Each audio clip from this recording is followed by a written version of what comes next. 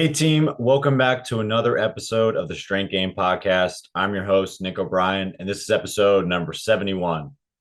The Strength Game is a weekly podcast dedicated to discussing all things physical culture with the coaches, athletes, iron enthusiasts, and experts deeply embedded in the strength game on both sides of the profession, both as coaches and as competitive athletes.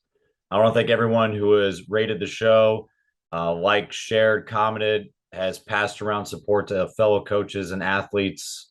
Your support allows us to continue to bring on expert guests and highlight more individuals in the strength game, just like our guest today. Also want to thank our sponsors. Samson Equipment has been providing uncompromising quality for over 40 years. Samson products are long-lasting and made of the highest quality equipment on the market. Each project is built from the ground up with the ability to customize every need. The team at Samson focuses on developing the highest quality relationships with their customers, in addition to providing them unparalleled quality in every piece of equipment bearing the Samson name. Learn more about Samson's professional weight room solutions and the Samson standard at samsonequipment.com. I also want to thank our sponsor, Cerberus Strength. If you're in the market for the highest quality strength and conditioning gear and equipment, be sure to check out cerberusstrength.com and use promo code strength_game to receive an extra 10% off your next order. And in this week's episode, I am joined by Cam Davidson. Cam is a director of strength and conditioning at Colorado College. Most recently, Davidson came from Penn State University, where he was the assistant director of performance enhancement, overseeing the men's ice hockey, women's volleyball, and track and field programs. Prior to joining Penn State, Davidson was a director of strength conditioning at the College of Charleston from 2007 to 2009, where he oversaw all 19 intercollegiate teams. He began his coaching career as an undergraduate intern at his alma mater, the University of Wyoming. After graduating, he stepped into a graduate assistant coaching position at Marshall University from 2005 to 2006 before joining Clemson University as an assistant basketball strength coach for 1 year. He's a former college wrestler at the University of Wyoming, and Davidson has since then been competing in Olympic weightlifting. Since starting in 2010, he has competed in the senior level for both Pittsburgh Barbell, East Coast Gold, and Columbus Weightlifting on the national circuit as a 94-kilo lifter. I'm excited to have him on the show today. So with all that said, let's get in the game with Coach Cam Davidson.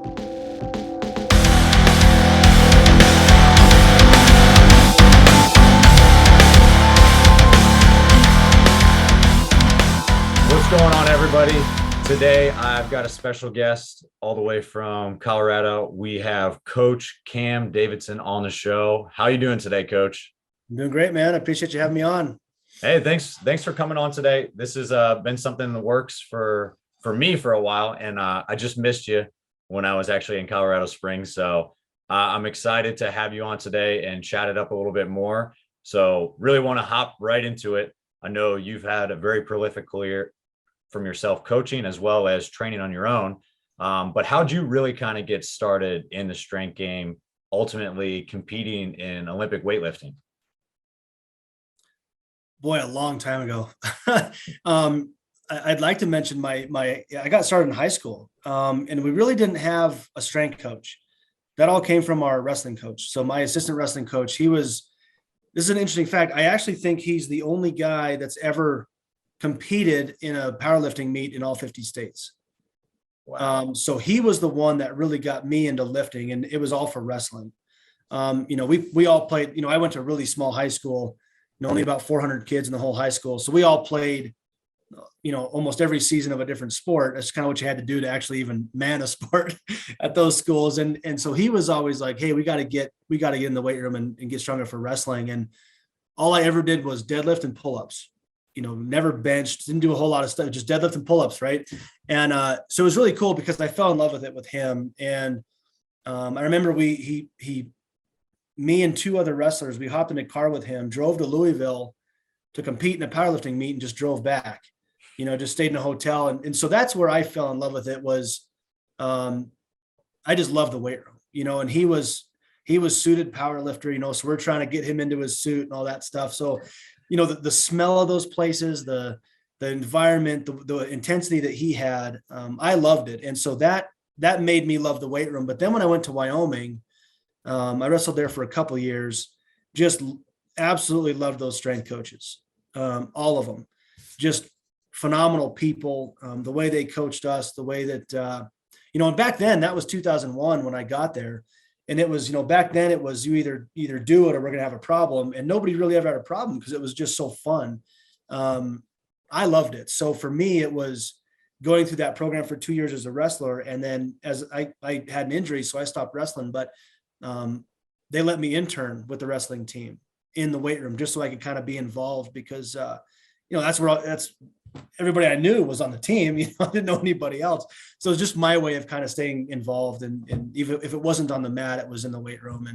And just 2 years with them, I just fell in love with coaching. And, I was graduated with an ex-phys degree, and my dad had owned a construction business. So I was, I think, 6 or 7 days graduated.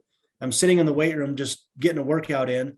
And my plan, this was a Thursday, I think. My plan Monday was to drive home and work for my dad with an ex-phys degree. Because I had been building houses with him for 10 years, and I just kind of knew that, and the money was good. And the assistant coach, Gabe Teeple, came up to me, who's a phenomenal guy. He's in Nashville. If everybody has a chance to reach out to Gabe, he's just a phenomenal person. But he goes, "Hey, I know this guy at Marshall. Do you want to be a strength coach?" And I was like, "Well, sure." So I gave him my resume. I had an interview on the phone the next morning, got hired that next night, packed my truck and drove across country. And I didn't even know Marshall was in West Virginia. So that's kind of how training and loving the weight room got me into being a strength coach. And I think if those strength coaches at Wyoming weren't phenomenal people, I probably would have never got into it. So I really appreciate them. And that was huge for my early career. That's awesome. Because I talk to so many people that as soon as we talk about how they kind of got started into weightlifting and where they found that passion, at some point in time, there was a coach that kind of really stood out, or there was a staff or stood out, or a moment that kind of stood out. And from there, they just realized like something clicked, and they realized that this was a job and this is an opportunity that I could actually do. And their playing career and like their competing career really just kind of morphed into coaching. And that's kind of awesome to see that those guys at Wyoming really solidified like a fire in you to take your degree and take that kind of passion and start coaching. But yeah, those are funny stories too. I've talked to so many coaches, like my old mentor at Georgetown. It was the same way. He drove from California all the way to DC and just showed up at the door like ready to intern. And I was like, and not even knowing where Marshall is, and just pointing towards the East Coast and just going. I remember I didn't even have I had, this is back before GPS. Well, maybe there was a GPS, but I was too broke to have any of it. And so I had a map, and I'm sitting there on the highway at like 3 a.m. going, man, I still have to go through Illinois. I had never been east of Colorado except for the Louisville trip as a sophomore in high school. So I'm sitting there going, I have no idea where I'm going. I'm like, man, I still have 10 hours left of this drive. It was so fun because I was so not prepared. I just packed and left. I was just so excited. I didn't give a crap. I just went, but it was a great experience. I don't know. I'm glad I didn't even have the awareness to say it's not safe, or, I had no thought of playing it safe. I was like, hell yeah, let's go on this adventure. And I'm out. But it was cool because when I got to Marshall, it was, I have no friends, no girlfriend, no money. All I had was the weight room, and it was so fun just working every day saying, there's no way I can fail, because if I fail, then I have no money to get home because I can't pay for gas. So it was just, it was just a phenomenal. I'm so glad it happened that way. I love it. That's I think there's something to say about coaches that like pack up and just go somewhere completely different. There's so many programs that are kines or exercise science that the easy way would be to just do like an internship at the school you're already working with. And there's nothing wrong with that, but I think there's something to be said about people that are take a chance, pack up and go somewhere else. And like for you haven't even been like, let alone like go across the Mississippi. You hadn't really gone past Louisville at that point. Yeah. And to go to a place you didn't even really know and experience some new stuff. And basically like your first GA was just burn the boats. Like It was either I'm going to fail or I'm going to do as much as I can to succeed and give this coaching thing a shot, which is awesome. Mhm. But after that, like you did, I know coming from Midwest like area, I don't know, is Colorado considered Midwest? Mm-mm. Rocky area? Yeah. Okay. Yeah. So from the Rockies, yeah, I don't want to lump you in the Midwest. But you spent a lot of your career on the East Coast before coming back to Colorado College in 2021. Can you touch on like maybe some of the lessons that you learned in those stops? Because I want to touch on like your director roles, but is there anything that really in that time before you got back home essentially that was something that really pushed your career forward, or something like one of the bigger lessons you might have learned along the way? Man, that's such a good question. And so I went to Marshall in 2005, and the person that I was in 2005 is way different than I am now. And that's, how I am with my family, with my friends, with my job, with my athletes. And what I mean by that is, at Marshall, so my boss at Marshall was John Sanderson, another phenomenal strength coach. He's been at Michigan basketball for a lot of years, 15, maybe 16. But he was my boss at Marshall, and he took me down with Clemson with him. And so I spent about 10 months with him at Clemson. And then I got that job at Charleston, and everything back then was geared towards, largely with basketball with John at Clemson. And so everything was toward, how are we going to get these guys to work hard? How do we get them to gain weight and get faster? And that's all we focused on. And it was just so gung-ho on the training side.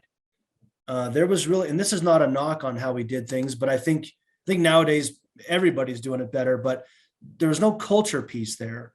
And a lot of that because of who the head coach of the staff was and all that and how they handled it. But it was all just, intensity in the weight room. And that was it. That was all. Intensity was all, right? And so when I got to Charleston, 24 years old, head job, 2007, thought I was good enough to be a head coach. But looking back on it, I was not ready at all. And so what they were telling me was, I don't remember, I have no idea who the previous strength coach was there at College of Charleston, but they said, your job is to switch the culture because it sucks. And I'm like, great. So what I had been doing at Marshall was running baseball at 4:30 in the morning, because that was before your rules of 6 a.m. So we were running on the baseball field at 4:30 in the morning, which was awesome because it's so rainy and foggy. You can't see them run past the 20-yard line, but they're coming back and puking, doing these 200 sprints and rain's dripping off my hat, and I got my whistle, and I'm like, this is the best job in the world. So we were doing like 4:30, and then every hour on the hour was a new team until we had to go to class at night. And so all I knew was that's what it took to be successful. And so at Clemson, it was a little bit less of a schedule because it was just 2 basketballs, and I had the women going to practices and traveling with them. So it was a little bit different. But when I was a head coach at Charleston, we had this temporary weight room that had 5 squat racks in it, and we had 19 teams, and I had 1 full-timer and 1 part-timer. So in my head, I'm sitting there going, I'm 24. I've got no family. I've got no girlfriend, nothing. My life was strictly weight room. And so I'm sitting there, I don't care what it takes. We're going to train every single team as hard as we can train them. And this culture is going to shift. Everybody's going to know that if once you step inside the weight room, you're going to work. And it worked. It was fine. But looking back on it, boy, I burned myself out. I burned my staff out. The athletes were always fine, but it was the wrong way to do it. And that's what that stop really taught me. And to be honest, it was my wife who changed me. She was a volleyball player at Penn State who was at Charleston as an assistant volleyball coach. And I met her there, and just her mentality. My mentality was always that hard-nosed. You just go through any kind of brick wall. No, you can't be hurt. No, you can't care what your feelings are. You just go. And then she comes into my world and says, you're off your rocker, and here she's an All-American libero from Penn State. And I'm sitting there going, okay, so this is what an elite mentality is. And so I actually learned a ton from my wife, and she had the opportunity to go to Penn State to be an assistant coach with Russ Rose. And so I left the director job at Charleston to go be a volunteer at Penn State. And that's where my mentality started to shift is, okay, how am I going to grow as a coach? And I never really, honestly, I was never so introspective that I was aware of it at all. It's just looking back on it, the experience of going there and having to volunteer for guys that were 100% hit guys with all machines, which turned my world upside down in strength and conditioning. I was the crazy guy doing cleans and squats and deadlifts, right? And so maybe that might be another conversation for another time. But anyway, learning how to work with those athletes, coming and taking over Penn State volleyball, and just stepping into this elite program, it really kind of made me realize what's really important. And then just 13 years later, just being able to grow every year and taking over men's hockey and what is it like to build that culture? So what is it like to step into a successful team already? And then what's it like to build something? And then having track and field, which was its own beast, just having all those different teams and different progressions in all these cultures at these teams really set me up. And then learning, having 4 different bosses at Penn State, having 15 strength coaches on staff there, you learn, what do you like? What don't you like? What personalities are you seeing that people are turned off on? And then, wow, have I been turning people off? I have no idea, because all I've cared about is sets and reps. So it's like, okay, maybe I should take the step over here and actually worry about the person. It was just because we were winning with volleyball. It was all about hard work. And if you didn't want to work, that was it. We never really dove into the human side of it. So that's really how I changed it. At Colorado College now, it was finally my opportunity to, and I had complete autonomy with the teams I had there at Penn State, but coming in and leading a program, I'm like, okay, 16 years later, after taking over Charleston, or 15 years, it's like, okay, what were my mistakes and how have we grown as a profession? And now how do I build a staff and build that same culture in the weight room, but now the athletes enjoy what they do. And now my strength staff enjoys what they do, and they have a life, and they have that balance, and they know how to do that, because I certainly didn't have a balance at all. There was no balance. We were working 6 a.m. to midnight, 3 to 4 days a week at Charleston, because that's what it took. And then we were traveling and working Saturday, Sunday, no days off. No wonder they quit. No wonder I might've been a jerk to those people that walked away from me. And I never knew it at the time. Sorry, that's a really long answer, but those experiences and how this just really shaped me and made me a lot better person, a lot better coach, and really have a lot of my wife to thank for that. And just that elite mentality of what things you care about, what things that you should just shrug off your shoulder and not, be so, what's a good word? Insecure about. Right. So yeah, a lot of really good experiences through that time to kind of shape who I am now. No, definitely a ton of experience and insight. Those are vastly different things that you got to go through and experience. Like, obviously, like being ahead at such a young age and running that department at College of Charleston, like you said, and just kind of the scarcity of equipment and the just resources and means to be able to get the stuff done. And I think every strength coach goes through a time period where it's just like complete tunnel vision. Like you have nothing else to worry about. Like you don't even care that you have no money. You'll just eat whatever's in the weight room, any shakes, or just shove protein into like bottles and make your own funnels and just dumb stuff, sleep on the couch. I can't tell you how many times as a GA, I would just go to the office and realize that it'd be easier for me to wake up in the office already than wake up at home and then get to the office. I was like, I'll just stay here. This is perfect. But that difference between that and having 15 coaches at Penn State and being able to learn from everybody versus figuring out how to get by with less. I don't think you're the same person if you only get one or the other of those experiences. Like you said, I think having all of them has kind of shaped you into the person and the coach you are today. And like you said, having your wife around and learning that mentality and starting to shift a little bit away from the X's and O's and kind of all the like the book work stuff that everybody, you need a background in, but I think at certain times was the emphasis when it shouldn't actually have been placed the emphasis. It's definitely a big shift. So from like your point of view now, like you had that experience in the back of your mind, and you had that experience with like working with a coach, with your own teams, creating a culture, being part of a successful culture. What were kind of your priorities when you first stepped to Colorado College, and either evaluating what the culture was and seeing what the goals were, and then kind of executing a plan as now kind of like a rerun as a director for yourself? Well, when I was up for the job, those ADs were telling me exactly what needed to improve. And so I went, okay, that's the first step. And a lot of that wasn't with the hockey team, all new staff. And that they're a big reason I came. And when I was interviewing with Coach Mayotte, our head hockey coach, he said, this is what we want to do. This is where the culture was. And we didn't give a crap what it was, but this is what it's going to be. And just the vision of what he wanted in the weight room, just it spoke to me. I'm like, okay, this is what I'm all about, and this is what I need to do. So, accountability was the word that got thrown out to me all the time. Like, we need to start holding people accountable. And I'm like, simple. That's an easy thing to do. And so what direction I took with that was, okay, I don't know what happened with any staffs, strength staff, coaching staffs. My first step was to have a meeting with the two strength coaches that were here. And I said, this is our staff culture. And this is what we're going to have for ourselves. And this is what we're going to coach our athletes day one. So it's not going to be, we're going to front squat, back squat, do cleans, not do Olympic lifts. Who gives a crap? We're going to go on the culture side first. And for me, when you do that for your strength staff, you set the standard.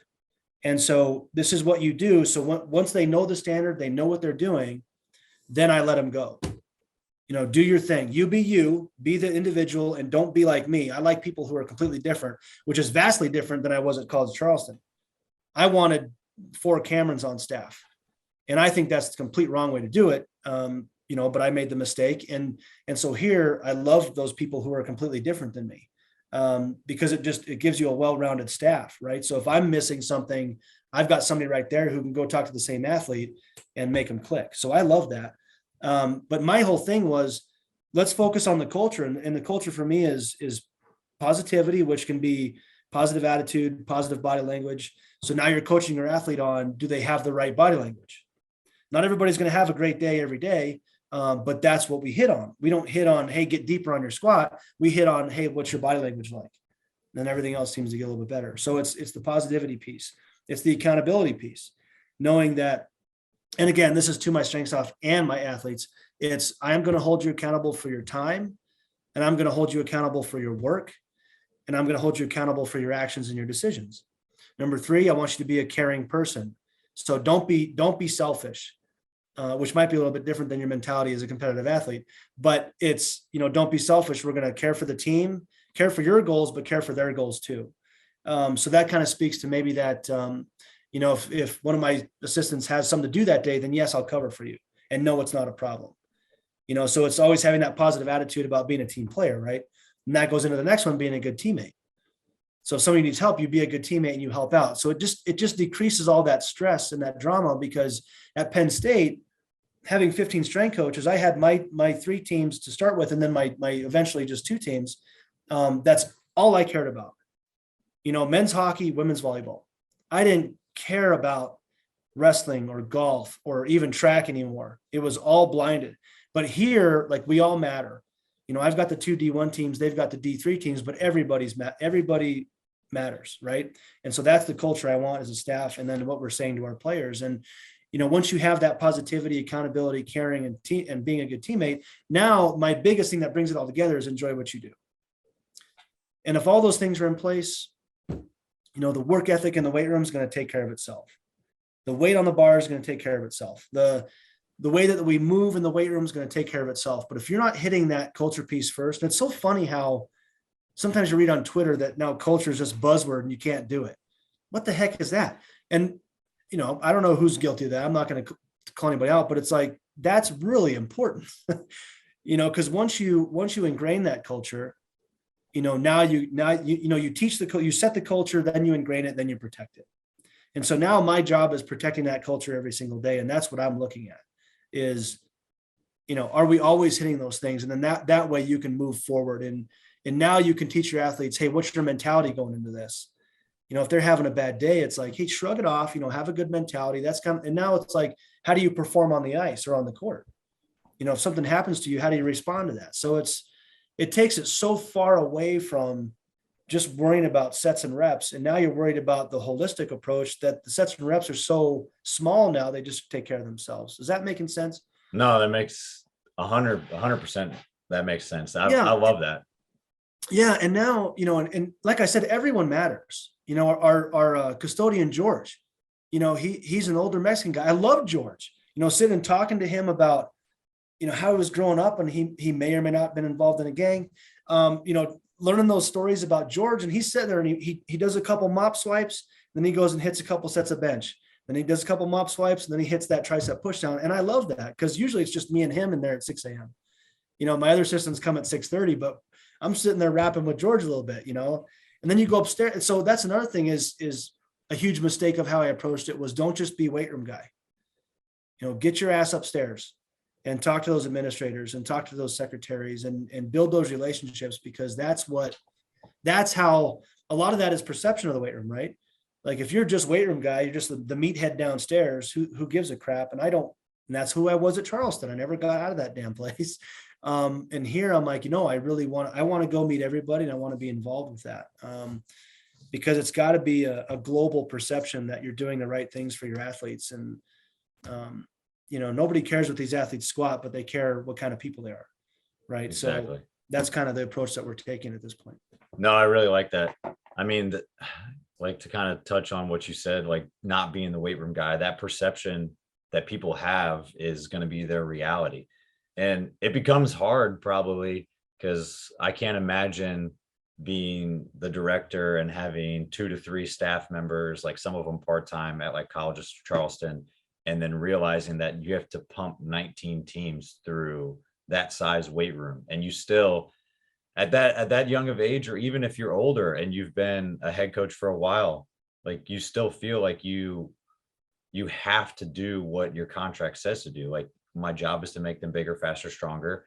Like, my job relies on coaches being happy that the athletes are prepared.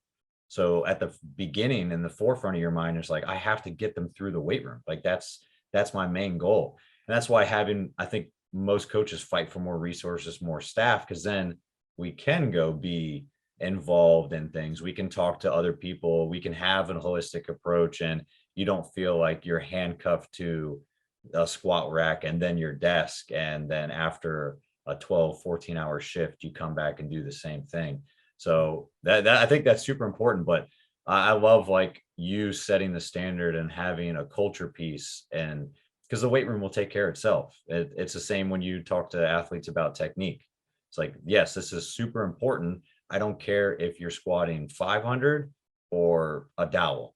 Like, it's going to take time, and the rest of the weight will take care of itself if you're doing stuff properly. It's one thing to have an athlete do a lift perfectly, but if you're a shit person and you're a terrible teammate, like, is that really more important than the kid that can't learn how to hip hinge, but is a great teammate, is enthusiastic, and is the first one to show up? Yeah. It's like, that's a hard argument to make, but I would make the same decision every single time and pick the latter.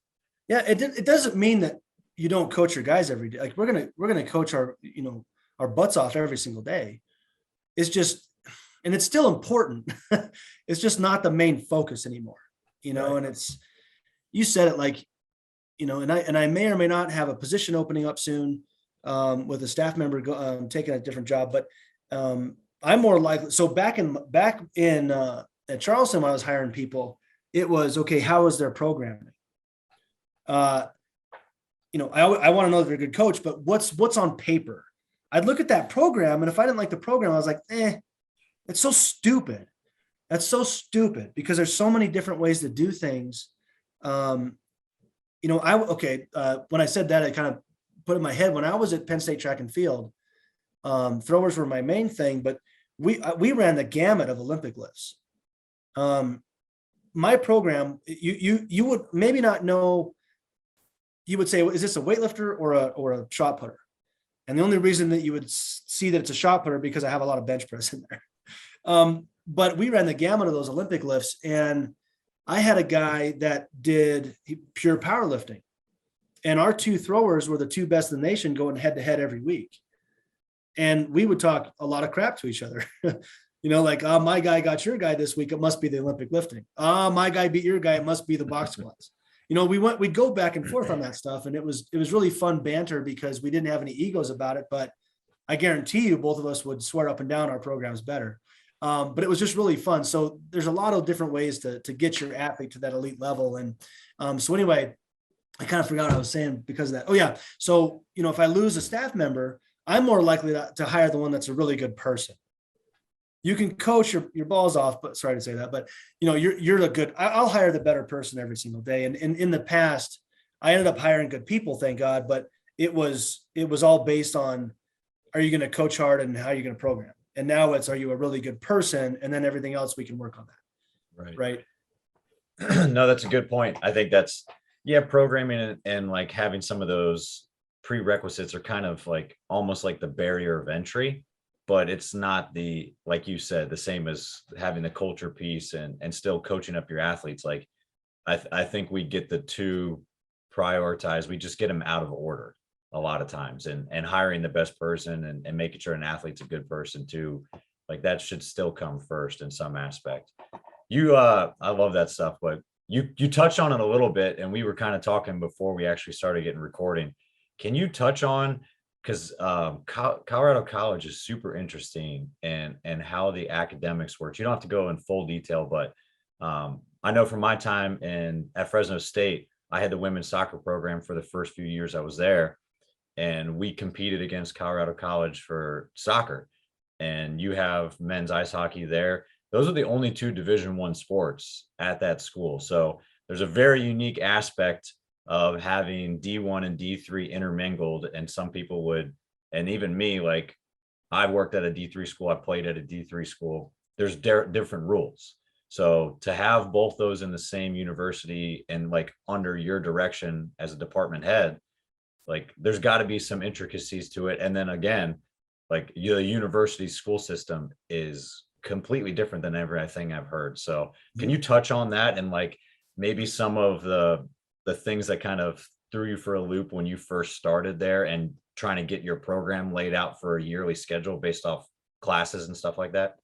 Yeah. And talking about the good people side, these D3 athletes don't have to come. They're not on scholarship. So if they really do care and they're in season, they'll come and work out. But if they don't like you and if they don't like the program, they don't have to come. And so that's a main reason why I want really good people, because we have to get buy-in and they have to enjoy what they do. And CC is a very high academic school, right? They were calling it the Ivy League of the West almost, so it's very high academics. And so they're here to do that. They're not here to, back squat and all that stuff. Now D1, I can train them basically when I need to. I'm glad we have a lot of buy-in, because if they're not buying in, they still got to come anyway. So that's a big difference. And then in terms of the programming, so here at CC, we every athlete has class from 9 to noon, and each athlete only takes one class per month. So that's the block schedule that I'm talking about. Is every month is a new block, and every fourth week is a finals week.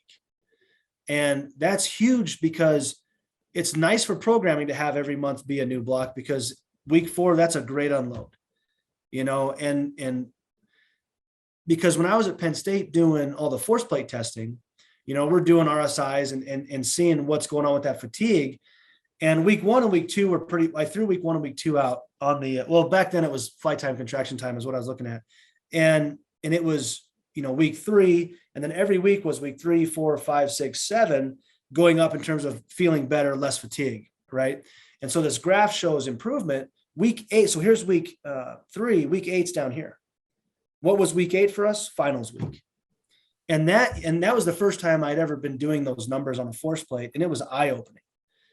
And kind of took me aback, because I always felt that I was giving some rest on an unload week, but that showed me that for a finals week, But that data showed me that we were so tired that I was wrong in what I was doing. And so, coming to CC, knowing that data from previous testing, it was okay. Every fourth week, I need to unload. And you can tell on their faces. And again, being so high academic, they're going to really care about that. And they're working hard. They're studying as long as they need to study to pass these tests. And so that's a big deal here, but it really does work well for programming. It's every month I have a new training block. It's nice for the block system if you run that. So it's been a lot of fun doing that and really easy. And it's all the thing with the D1, D3, they have class from 9 to noon. If they have lab, it's 1 to 3. So these D3 teams, we're not allowed to train them from 9 to 3. So my assistants, they work from 6:30 till 8 or 8:30. And then they either train or do the administrative stuff or go up for meetings. They go have another job, part-time job, make some more money. And then they come back and train their teams from 3 to 7. So it's a really nice schedule to have that bookended day. And then you have that middle of the day to do what you need to do. So that's kind of a really nice break if you got to go home and walk your dog, right? I'm glad I didn't have a dog at Charleston. That thing would have died. That sounds really bad. But so that's kind of the nuances of CC. And, if D1 team, if I say, hey, if nobody has a lab, we can get on the field at 1. I can do what I need to do with my D1 teams and really not have an issue. But D3 is just a different set of rules, So, but it's nice to have that because the big weight room down there, I'll have hockey in there, but we have 3 teams at a time in there sometimes, because of those bookended schedules. And so I'll have hockey in there at the same time that volleyball's in there at the same time that usually not men's soccer, but 3 big teams. So it's nice to write a program with my assistants and say, you guys start over here, I'll start over here and vice versa. And how do you run that? And being really adaptable and writing a different program that sometimes might not be. So you're not starting out with your Olympic lift or you're not starting out with a squat. You got to be okay with that. You got to make it work. So like you said, not too many details, but that's kind of how that works. No, it's very unique. It's we were kind of talking before, and like there's a lot of Pac-12 schools. There's a lot of schools out west that are on the quarter system. I hadn't heard of the block system, and obviously like service academies are the same way. There's PT blocks for everybody that is on the yard or on the academy that has to basically do physical training. And if you're an athlete, you have to train at that time. So it's super unique to get a lot of people in at once because that's your only time period. And it's interesting. But yeah, Division III too, it's everything out of season is voluntary. So if you have coaches that like kids just don't like or don't want to train, and you haven't found a way to really get them to buy in and see the importance of it or make it enjoyable, they're not going to be there. They don't have to. Right. Yep. So I know your schedule is a little bit different than some of your assistant coaches that work with most of the Division III sports. It's a nice chunk of time if you really like to weightlift or really get after it right in the middle of the day. I know you've been competing in Olympic weightlifting for almost a decade now, right? Yeah, a long time. So now I know you took a little hiatus and everything with family and moving across the country as well, but I know you're getting back into it. What's kind of sparked that interest to get back into it, and what kind of initially got you started in weightlifting? I know it was big when you were at working with your coaches in high school and everything, but what like made you choose actually getting on the platform and clean and jerking and snatching? Well, but maybe get back into it because I got fat over COVID. I'm just going to be honest. No, I was not that motivated guy that I'm home for a year. I'm going to wake up every morning and train. No, I had young kids. So I said, I'm going to be home so much with my kids because you missed that time. Right. So I didn't work out at all during COVID. I spent time with my kids. I spent time with my wife, and I dove way into how to take care of my lawn. Huge lawn care guy now. But so I gained 20 pounds and not good weight. So I got out of shape. And, you look at yourself in the mirror and I'm very self-deprecating most days. And I'm like, man, you got to get it back together. So when I moved to CC and then got that, the department set, I didn't train for a while when I first got here. I was just on the go, trying to get things rolling. And I was like, I got to get back training. And just because I did weightlifting for so long, really everything else is boring to me. I hate benching. It's so boring to me. And that's what I used to want to compete in powerlifting. So I guess I'll take it way back. So when I was at Marshall and Clemson and even Wyoming, it was just that normal athlete training, right? So the way that I was trained back in the day was Olympic lifts were always first, your squats were always second, and then you could go into all your auxiliaries. So that's kind of what I did at Marshall with the other strength coaches there. And that was really fun. We were actually training Monday through Saturday and just always lifting. And it was a great time. But when I got to Charleston, so I was kind of classically trained, I guess, in terms of that kind of weightlifting program. When I got to Charleston, I was told I couldn't do Olympic lifts with my teams. And I wasn't competing in Olympic lifting. I wasn't even training for it. I just did the occasional hang clean or power clean or whatever. I didn't snatch at all. I just was messing around with it. When I got to Charleston, when they said I couldn't Olympic lift, and that was because of facility. And there's this racquetball court that was built in the middle of the weight room, because we were in this building that was kind of a good old boys club. So they would go after work and drink their whiskey and play racquetball and smoke cigars. So I couldn't turn the music up high because the guys over there would get pissed. And so I was like, okay, so since I can't Olympic lift, I might need to find out, how do I get these guys really strong and how do I get these athletes really fast? And the answer for me was conjugate. And so that's when Wendler released his 531. And so I read a lot about Wendler's program and got into Westside and started learning all about that. And so I started training that way. And so, Saturdays were suit bottoms and knee wraps. It was like our squat, we'd squat heavy and then go push the prowler outside. And so for 3 years of my career, it was all powerlifting. And I was not impressively strong at those lifts whatsoever. And I was wanting to compete, but, looking at the numbers of people that were in that weight class, I just never competed because I was like, I don't think I'm going to win anything. And why do I just want to take a weekend to go and just squat where I could just squat here? So that was my mentality. So then I went to Penn State and I'm with these machine people and I'm doing these power lifts and things like that. And I don't really want to get into that too much. That's really a long negative story. But at any rate, I then I kept going with powerlifting because my wife's dad is a horse. He was squatting 600 without a belt or wraps. He repping out 405 on the bench. And so when I'd they were from Pittsburgh. So I would travel to Pittsburgh and train with Big Tom at a powerlifting gym. And so one day that gym was closed down. So we went down to Bridgeville, which is just south of Pittsburgh, to Pittsburgh Barbell, who Reach Becker was the owner of that gym. He has since sold it, but we went over to Pittsburgh Barbell and did our bench workout. And I hit my all-time bench PR there that day. That was kind of fun. But so benching there, Reach Becker came up and he said, "Hey, have you ever done Olympic lifts?" I was like, "Well, kind of back in college." And then just sporadically, I hadn't done an Olympic lift in 4 years, clean or snatch, went completely away from it doing the powerlifting stuff. And he goes, "Well, why don't you snatch real quick?" And I think I power snatched like 75 kilos. And then he goes, "Okay, let's clean and jerk." And I clean and jerked like 110 kilos or something. And he goes, "Well, we have a meet next Saturday. Why don't you come back to town and compete?" And I'm like, "All right, that'll be fun. Like, let's just try it." So I competed in a t-shirt and shorts. I didn't have a singlet or anything. Had my old weightlifting shoes I bought in 2003, training with the Wyoming strength coaches a little bit, and got those on. And I think I power snatched 90 kilos and clean and jerked 125 in that meet, and then just got bit.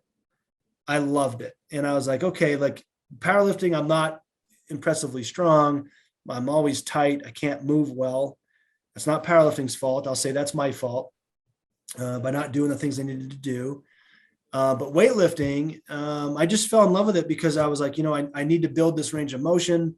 What the heck is a high bar ass to grass squat?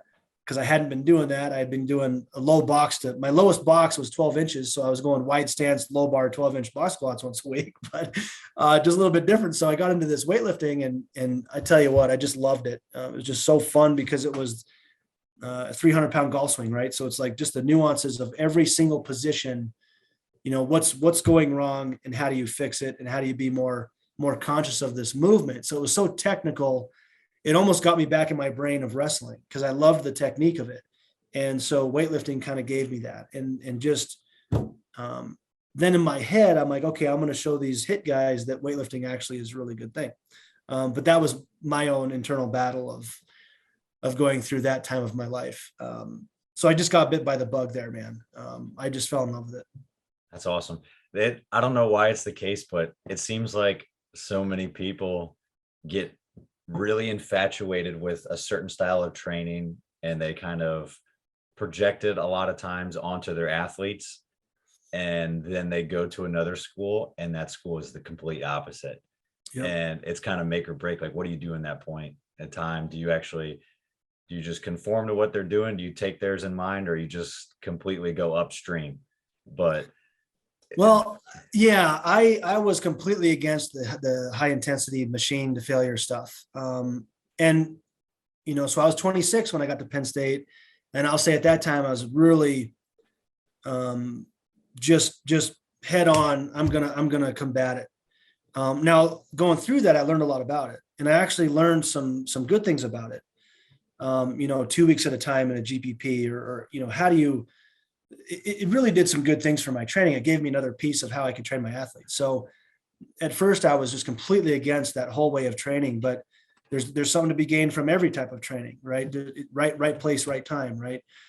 So eventually it became good, but I was that guy doing cleans and snatch with my athletes between machines, like in a little hallway between the machines, because those hit guys like to pack that stuff in. Right. And so there's minimal space. And all my coaches told me was, I don't want you to do what they're doing. I want you to do what you want to do. And if that's Olympic lifting, that's what I want, because that's what USA Volleyball was doing at the time. I'm like, great, we'll do it. And so that's really why I did that. And those strength coaches weren't happy with that.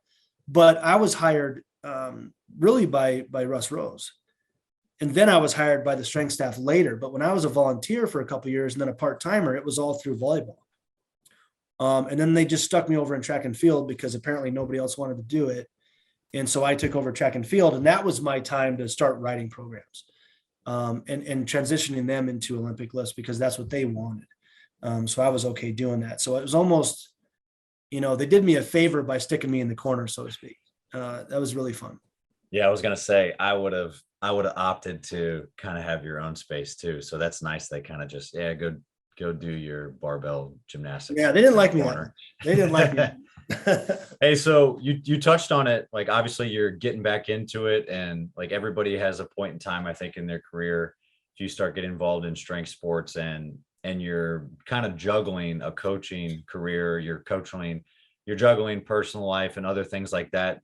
There's inevitably, like, there's going to be a lull in it, and like where your training kind of falters, or your competitive like time on the platform kind of just has a hiatus.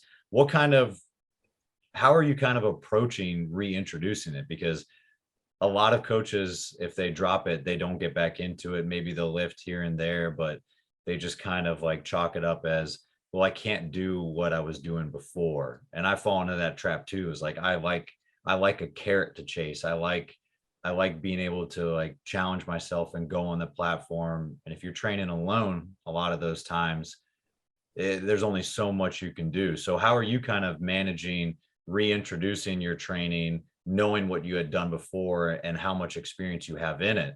Like, sure. Basically programming for yourself. Yeah. And, I was really lucky in my time of competing in weightlifting, because I competed for 3 different teams. And, Pittsburgh Barbell for 2, East Coast Gold with Leo Totten for 5, and then Columbus Weightlifting with Mark Cannella for 5 or 6. And, going through that whole time, what did I learn from Pittsburgh Barbell and East Coast Gold and Mark Cannella? And it was a lot of really good stuff. And it was, as a strength coach, I wanted to compete for 3 different people, because they had 3 different styles of coaching and 3 different styles of technique. And so selfishly, I was like, well, I want to move over here and see what this is all about. I want to see what this is all about. And it got me. So Cannella had me doing 9 sessions a week. On Monday, Wednesday, Friday, we did doubles. And then Tuesday, Thursday, Saturday, I had 1 single session, and that was fun. I loved it.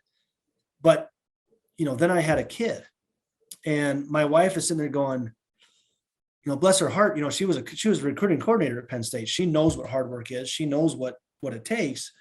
But she's like, are you really going to go in for 3.5 hours on Saturday? And I was like, are you? At first, transparently, I was really mad. I was like, come on, like, this is what I do. Why can't I go in there? But in all actuality, she was kind of right. Cause it's like, hey, like, you should take some time and spend time with your daughter because you're always gone for hockey anyway. And you're always traveling and you're never home. And I'm like, you're right. So I did take a step back. So my daughter was born, and then a month later I did a weightlifting meet, and I actually injured my elbow. I couldn't straighten my elbow past 90 degrees for like 2 months, and I still can't straighten it all the way. And I don't know what happened. I didn't feel anything. Just the next day I couldn't straighten my arm. So maybe the grand plan by somebody was telling me to take a step back. But anyway, I kind of got that figured out. And then when I came here, so that was a good 5 years of not competing, but I was still training. So I was training Monday through Friday. I was taking Saturdays off to be at home whenever I didn't have hockey games or volleyball games. And so getting back here, I guess saying that, what were those three different styles of those coaches? What did I learn from those guys? And it was a lot of percentages. Like, you have to hit 80% for 5 singles today. You got to hit 90% for 3 singles. And there were those days that it felt phenomenal. But if you're a weightlifter, you know that you might not hit 80% every time. So you might be so fatigued that if you have 5 singles at 80%, one day you could hit 5 singles and you're like, man, I wish I would have gone up to 85. But there's days that you missed 3 out of 5. And it's like, what the heck is going on? It's really a mental struggle when those days happen. But so at CC, I'm like, okay, my assistant, Derek, had done a weightlifting meet a little bit a while ago, and he's super green. And I'm looking at him going, hey, do you want to compete again? He's like, yes, I do. And I'm like, great, I'm going to coach you. And I want you to do this program with me because that'll give me a good chance to come back in, because he's so green. I can start him slower. And then I can come in there and progress myself slowly back in before we hit it really hard. And boy, we hit it really hard. He's got a meet actually next Saturday that I was going to do. I had to pull out because my wife's going to do a volleyball camp and I've got my kids, so I can't compete now, but he's still going to go compete. So that's what got me into it was, okay, I've done this for so long. I'm not really excited about training because I've been training by myself for 13 years. Ooh, now I have a partner. So that's what got me into it was this guy's really gung ho about it. He wants to learn.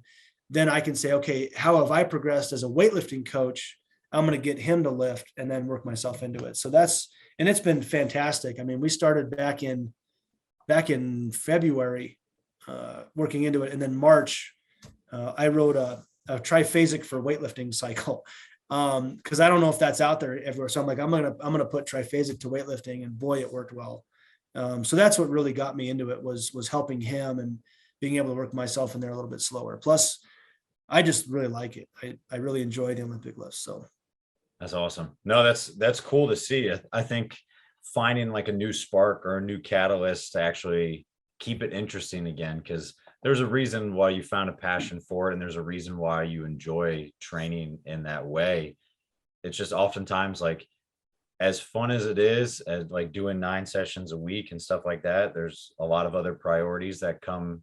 And the same as we talked about, like with the athletes and having a culture and then actually like the X's and O's and sets and reps, you have to make sure that when new things step into your life that you prioritize them. And it's sometimes like, it's just dropping everything else to do that. Mm-hmm. And it's a hard reality sometimes to find, but when you find a new spark that kind of re-energizes you and you can do what you used to love, maybe in a different way, or channel it now into one of your coaches that you see at him in his first year competing, and that kind of reinvigorates how you felt that first time that you got to actually lift. That's definitely a cool feeling, because like I said, I think a lot of coaches drop it. And like, I felt like I'm in that boat right now, because the last few, I just pulled out of 2 competitions the other day, and the third one got canceled.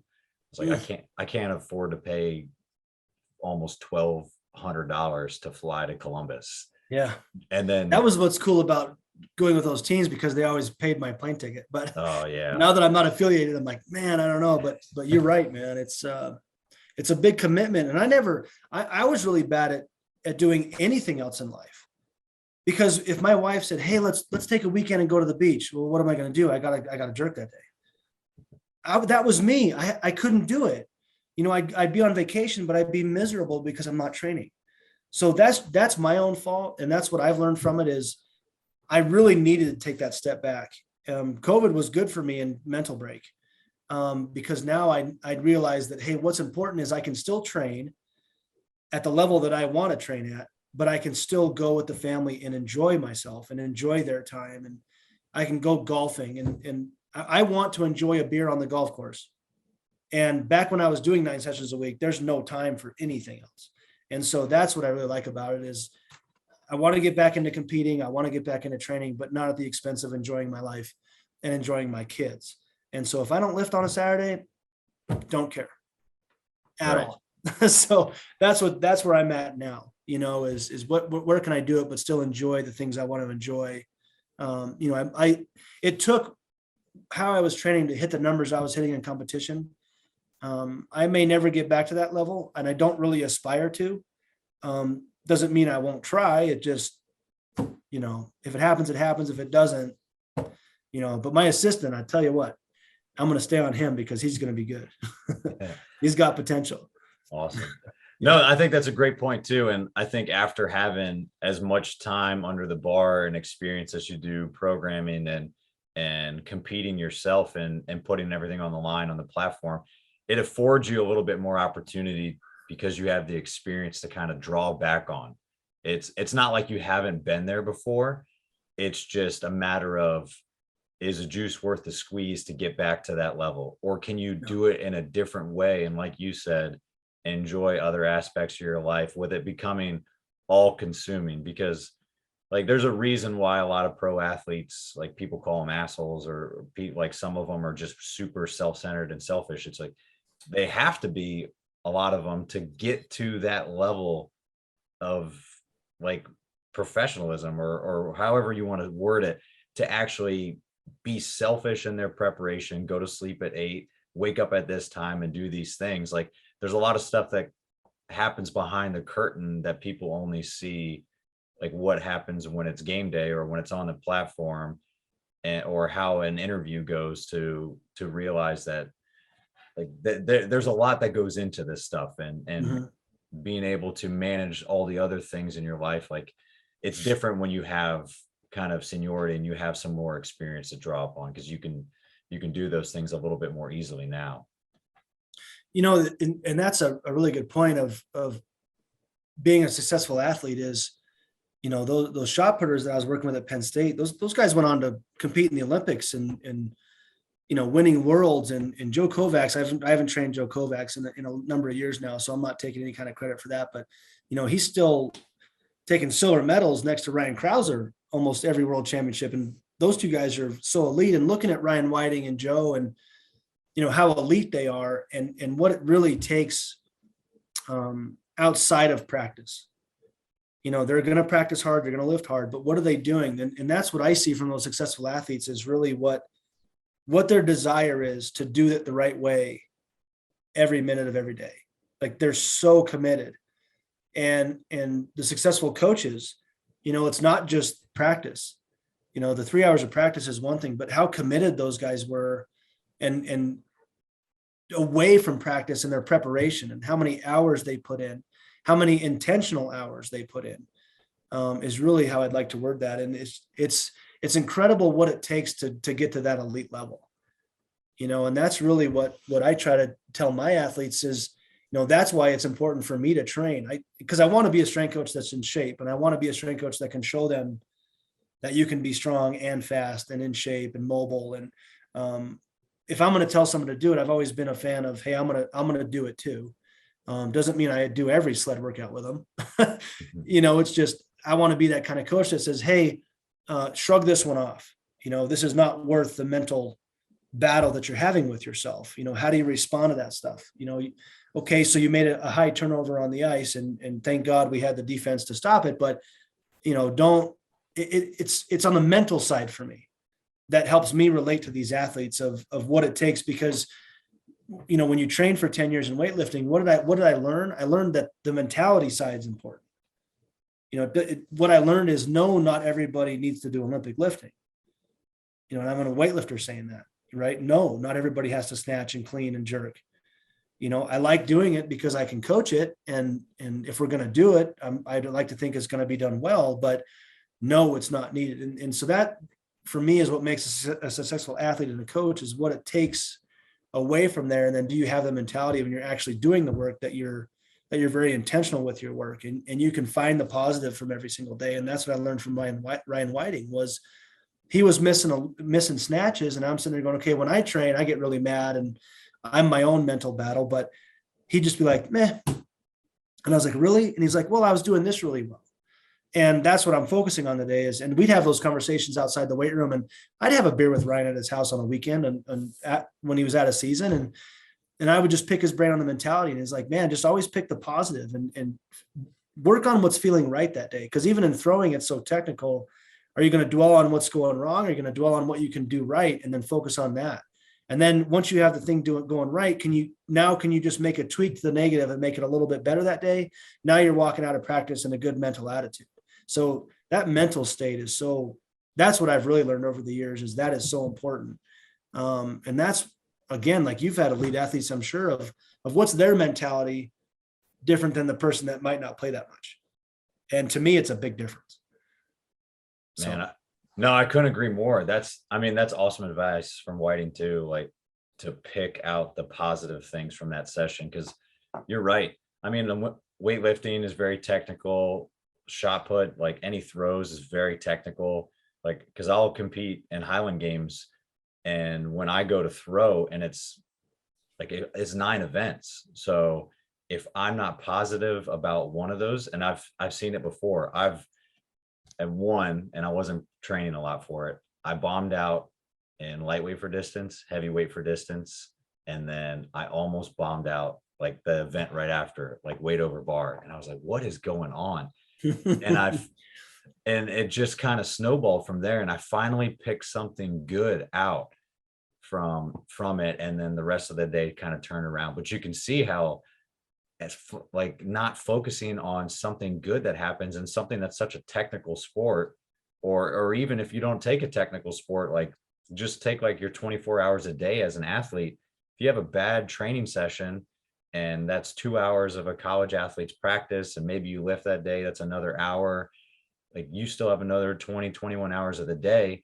If you take those bad things with you, now you're eating a pizza at 2 a.m. and you're playing video games, and you just, now one bad day turns into 2 bad days because now you ruin the next one. It snowballs if you don't actually like take the positives out of those things. But I mean, you said it again, the relatability and being able to sit down and have conversations with your athletes, like speak the same lingo and understand how their sport works and how they communicate, like that stuff.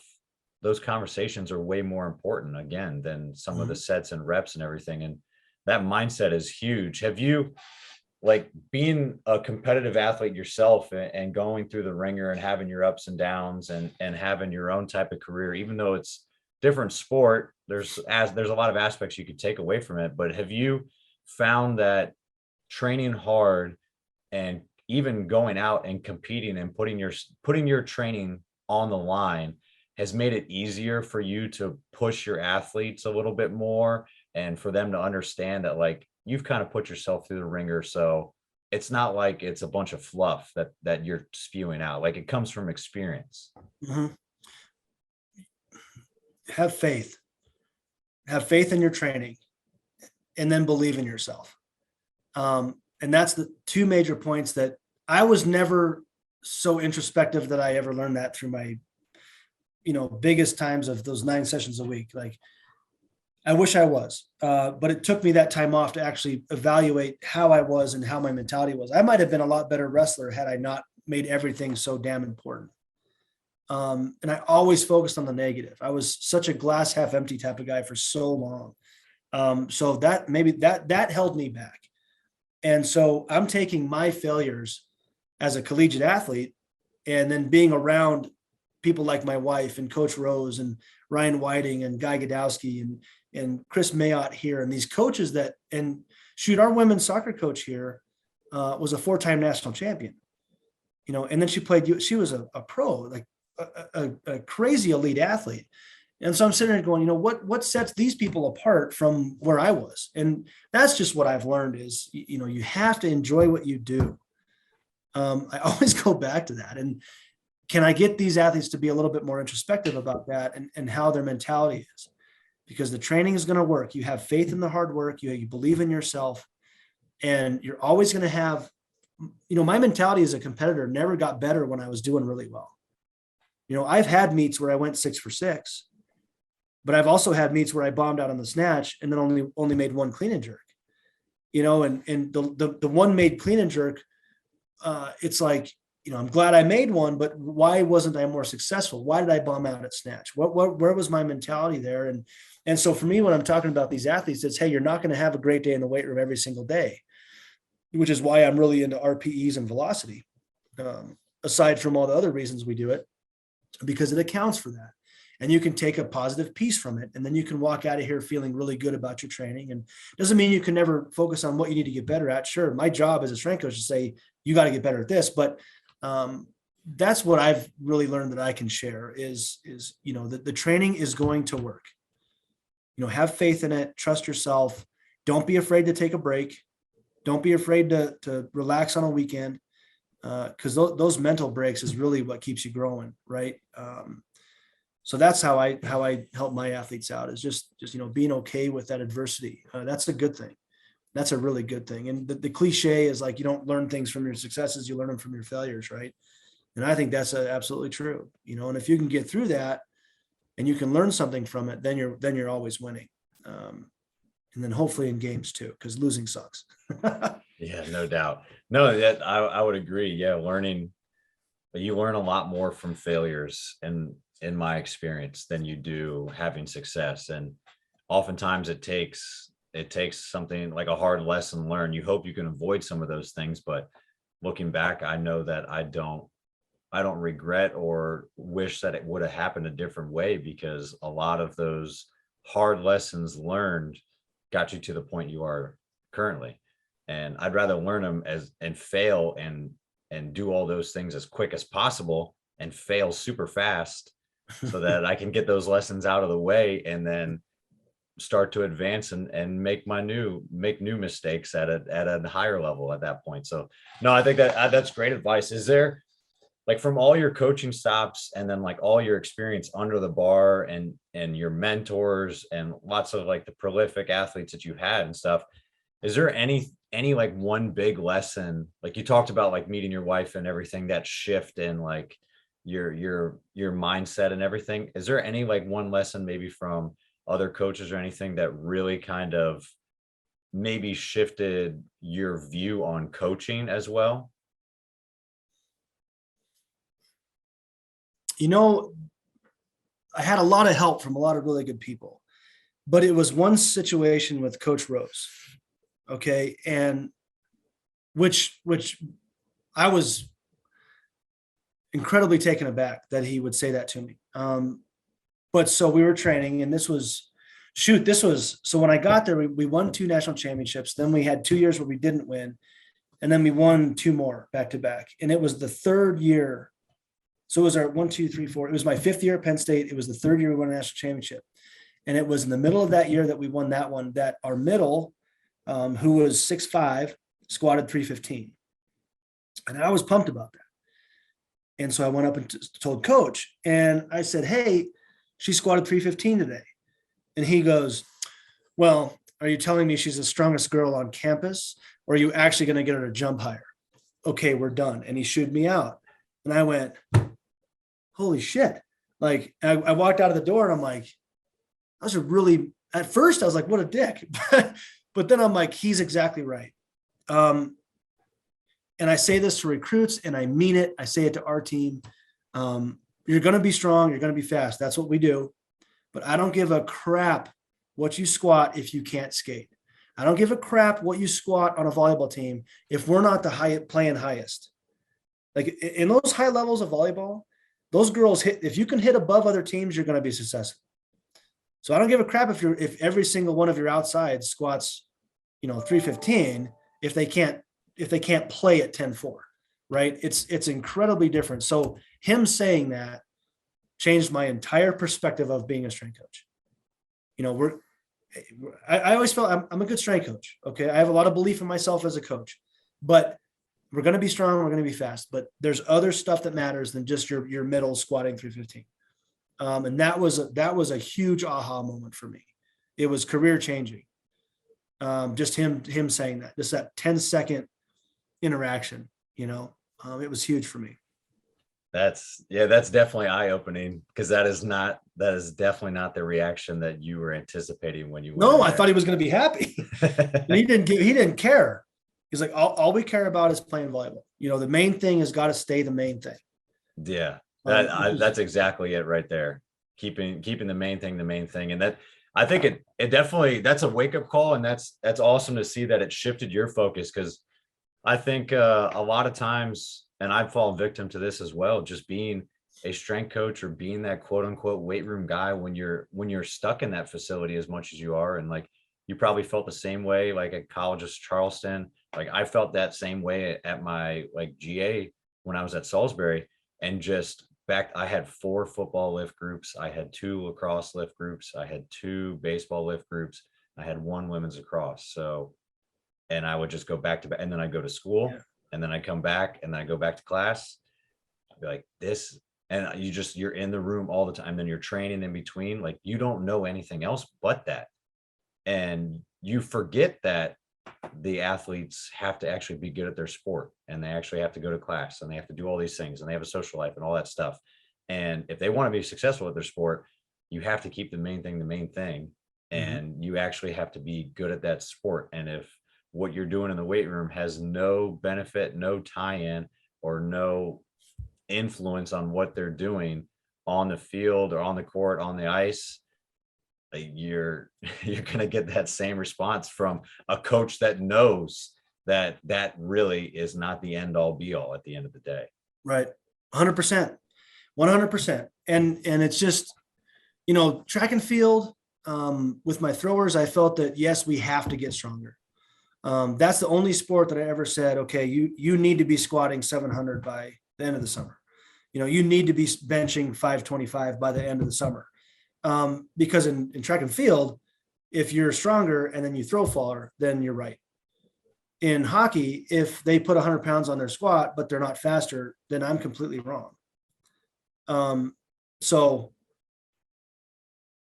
perspective changing for me. Right. Yeah. That's kind of the cool things about swimming, track and field, throws, where you can, their stopwatch or their distance sports. So like, I know Cal has talked about it a bunch, is those sports are real fun to work with, because they're basically mini science experiments where whatever your program is, did it work? Yes or no? Did their time get better? Yes or no? Did their throw get farther? Yes or no? It's not working.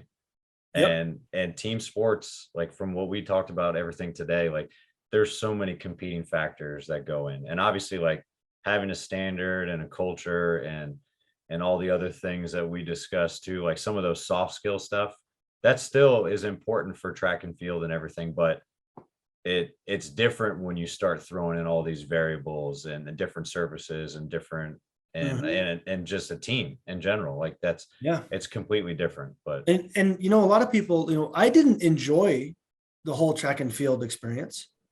Those athletes are, they run or throw first, then they come up. So are they always motivated to work really hard? No. And they're always late. So track and field wasn't my most enjoyable experience. I worked swimming and diving for a couple of years, and I didn't like it. But once you learn that, hey, if you really want to be a really good strength coach, you should have some experience with swimming or track and field. And you should also have an experience in a weight room that has nothing else but a rack and a dumbbell. Because if you can be really successful with that scenario in the weight room and those teams, now you can find out what really works and what doesn't. I'm a really big believer in that. So that track and field thing really helped me in terms of my progressions and programming and things like that anyway. So they're good experiences. Definitely. Yeah. Being able to do less with more or do more with less, and then, and actually like at a small school or whatever you have, like that's in your weight room, if it's a closet, whatever it is, and then being able to work those sports where it's an importance, but it's always a secondary, no matter what time of the season it is. Yeah. Just like you said. Yeah, those are definitely ones, because that, if you can do those things, if you can do those sports, if you can work with less stuff and actually get the most benefit out of it, then once you get all the gadgets and the science and full decked out weight rooms, it's cake at that point. You could just Yeah, dump on and it's easier. I agree. Yep. Awesome. Hey, well, like any good training session, you're not on a quarter system and you're on blocks, and hockey is all periods. So we still go 4 quarters, 4 questions, and overtime at the end. So you can go rapid fire with these questions, or you can take your time with any of them. But are you ready? Mhm. All right. First one I got for you: biggest influence in the strength conditioning profession and biggest influence in weightlifting. Good one. Um, Really, my biggest influence in strength and conditioning. It's gonna sound funny, but it has to be my wife, because of just her being such a high level athlete and the mentality of what it takes to be a high level athlete. She was huge, and I could name, gosh, 8 or 9 guys that I've learned from for programming that have been huge. But I'm going to tell you that Kalina, my wife, has been unreal. I know that's an unconventional answer, but she's been phenomenal for me as a coach. What was the second one? Biggest in weightlifting. Sorry, biggest in weightlifting. I got to give you 2. It's Leo Totten and Mark Canella.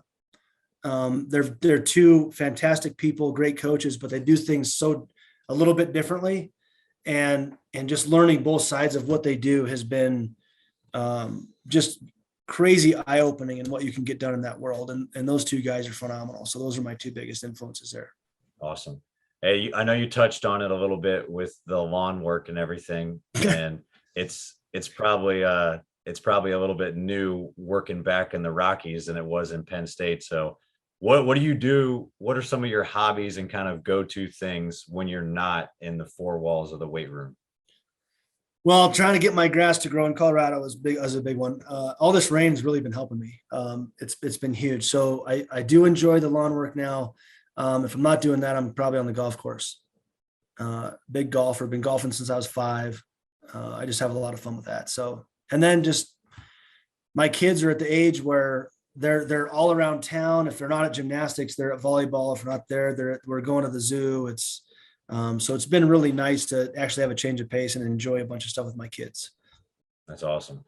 Hey, so if you've given any thought, what do you think you would be doing if it weren't coaching? What profession do you think you would have chosen, like either back then or kind of now, if you've given it any thought? Well, back then it would have been construction. I've put so much in this coaching profession that I don't feel like I have a lot of other great skills. But working for my dad for 10 years, building houses, that's something I probably would have been doing early on in my career had it not worked out. Now, though, if I'm not going to coach, I'm probably going to go work at the golf course and be turf management. I really enjoy it that much. I don't know if I would go so much as a landscaping business, but I'd want to go golf course route and really take care of like a really nice course, like a country club or something. I think I'd really enjoy that. Okay. Hey, so if you're setting up an ideal training day for yourself, what is like genre, music, or favorite song? And what is your best post-training meal? Wow. I feel like I used to do so many sessions that it kind of just depends on what I'm in the mood for. Like some days I need the heavy metal. Some days I don't want the heavy metal at all. But I tell you what, my favorite song right now is Cannonball by Dinka. And it's been my favorite song for a long time. And for some reason it was because Klokov, there's a really old video of Klokov. I believe he hit 213 kilos or something, maybe 200 kilos on a snatch from a deficit. And that song was playing. And I was like, yeah. So there was I was having a heavy snatch day. I'm like, well, let's see this Cannonball song. And my snatch day went really well. So that Cannonball song has always been really good in my heart. If it's a really heavy squat day though, been really into Megadeth lately when I'm squatting. I like that a lot. So, and then I got to give you one more, like early on, like sometimes when snatching, it's so kind of technical. I don't really get mentally crazy. If you ever heard DJ Grumble, His stuff he's got really good grooves, man. And his songs are really short, so it changes a bunch. So I like DJ Grumble a lot. And post meal, I absolutely love grilling chicken thighs. I'm a thigh guy, not a chicken breast. Chicken breasts are dry and worthless. So it's chicken thighs with barbecue sauce over sticky rice. That's my favorite. I love it's simple, but I absolutely love it. All right. Yeah, I'll have to check those out. I'll see what those songs are. I feel like that Klokov video, the one where he's got no shoes on too? No, he's in shoes on that. Okay. Yeah, it was an old one. It's back before they had camera phones. So it was on like a first generation camera phone. Oh, so it's wow. really grainy. If I can find it, I'll email it to you. Okay. It's phenomenal. It's a phenomenal video. I love it. Man. All right, that's wild. Last one I got for you for overtime. Describe strength and conditioning for you in either one word or one phrase, what it means to you.